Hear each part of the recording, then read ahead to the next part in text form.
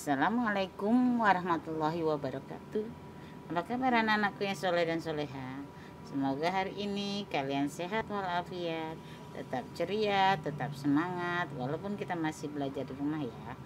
Kita hari ini akan belajar Mupal Bahasa Indonesia tema 3, subtema 3, perubahan wujud benda. Kita mulai ya. Wujud benda ada padat, cair, dan gas. Dan benda itu pun mempunyai sifat-sifat yang berlainan.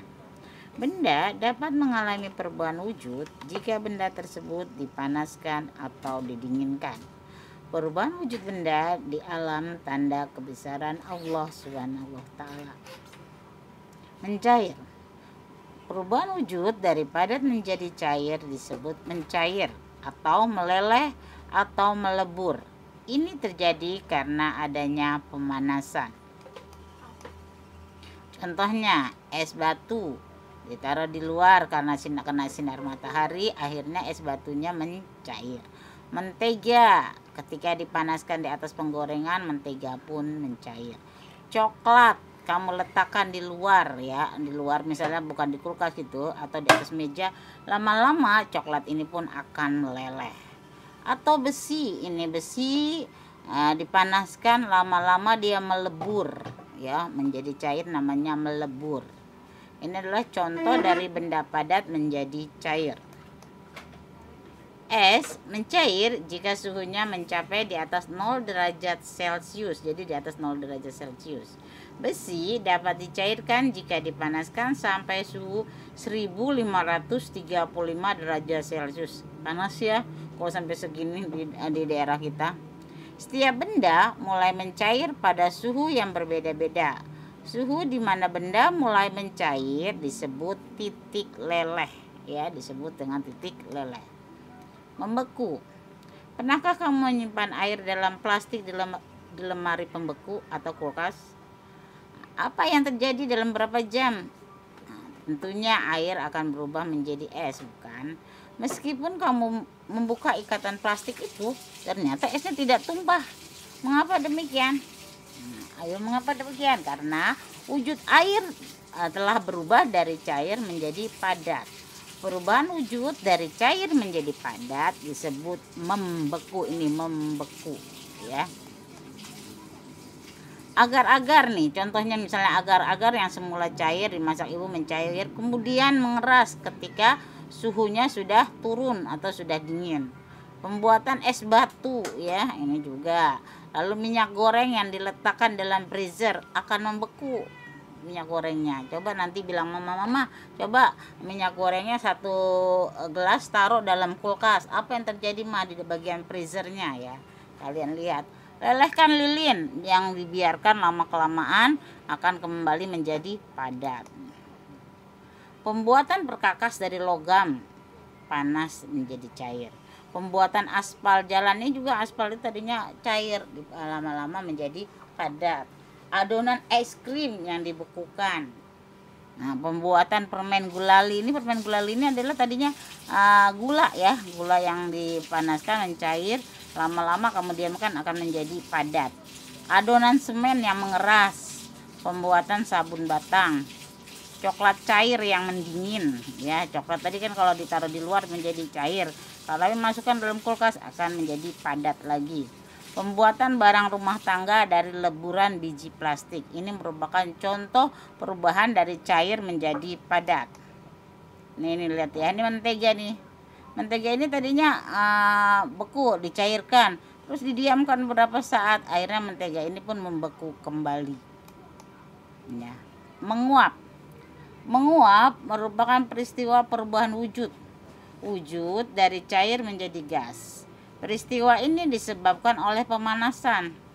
Contoh peristiwa menguap adalah baju basah yang dijemur lama-kelamaan menjadi kering ya. Kamu coba aja nanti habis ibu mencuci bajunya, kamu ambil satu, kamu taruh di panas, tadinya bajunya basah kan, lama-lama bajunya kering karena terkena sinar matahari. Ini contohnya tuh ya, karena sinar matahari lama-lama bajunya kering, ini namanya menguap. Selain ini juga ada gambar sebelahnya ini ya. Ketika ibu sedang masak, airnya sudah mendidih dan mengeluarkan uap air. Ini uap airnya, ini namanya menguap ke air ke atas. Bensin yang tidak ditutup ditaruh di tempat terbuka ini juga menguap, lama-lama bensinnya habis. Parfum ya disemprotkan, lama-lama tuh di baju kita hilang wanginya. Air yang direbus tadi sudah, menjemur pakaian. Pembuatan garam dengan menjemur air laut, ini garam juga termasuk dalam ini ya yang menjadi padat dia. Minyak kayu putih yang tidak ditutup ditaruh di luar, di tempat terbuka, lama kelamaan akan habis. Spiritus yang tumpah ini juga namanya menguap ya, jadi menguap airnya naik. Mengembun adalah perubahan wujud benda yang awalnya berupa gas kemudian berubah menjadi cairan, ini namanya mengembun. Seperti ini nih, lihat ya di daun. Kalau pagi-pagi nih kita melihat nih butiran-butiran ini namanya mengembun. Sedangkan ini misalnya kamu minum es, nah kamu coba pegang di bagian luar dari gelas yang ada esnya, akan terasa apa? Nah, akan terasa dingin, ada airnya, ini namanya mengembun. Menyublim, anak-anak tahu nggak nih apa sih benda ini? Iya, benda ini adalah kapur barus. Kapur barus digunakan untuk menghilangkan bau yang tidak sedap. Biasanya diletakkan di lemari, di sela-sela pakaian, atau di kamar mandi ya. Jadi ini namanya kapur barus. Apa yang terjadi pada kapur barus? Lama-kelamaan kapur barus akan mengecil dan habis. Apa sih yang terjadi? Iya, kapur barus lama-kelamaan mengecil dan habis karena terjadi perubahan wujud pada kapur barus tersebut. Perubahan wujud dari padat menjadi gas ya, dari padat menjadi gas menguap dia. Perubahan wujud dari padat menjadi gas disebut menyublim ya, ini menyublim. Selain yang tadi, ini ada lagi perubahan wujud, yaitu perubahan bentuk dari gas menjadi padat disebut menghablur atau mengkristal ya. Jika kita tinggal di negara 4 musim, maka akan melihat embun beku di pagi hari di musim dingin. Embun beku tersebutlah yang disebut dengan kristal es yang menempel pada tanaman. Hal ini terjadi karena uap air di udara berwujud gas dan berubah menjadi padat. Ini lihat, kalian lihat semua ya, ini adalah skema perubahan wujud benda. Perubahan wujud benda. Kita mulai dari membeku. Membeku apa sih? Itu perubahan wujud dari cair menjadi es. Ketika dari es menjadi cair disebut mencair. Lalu kalau dari cair menjadi uap, nama apa? Menguap. Dari uap menjadi air namanya apa? Mengembun.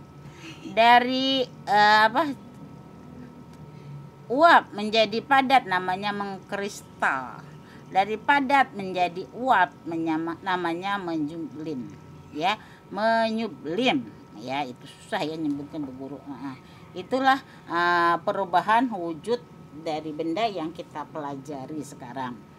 Anak-anakku, setelah ini kalian diharapkan melakukan percobaan yang ada di Google Classroom ya. Jadi lakukan percobaan yang ada di Google Classroom. Sampai di sini dulu pembelajaran kita. Wassalamualaikum warahmatullahi wabarakatuh.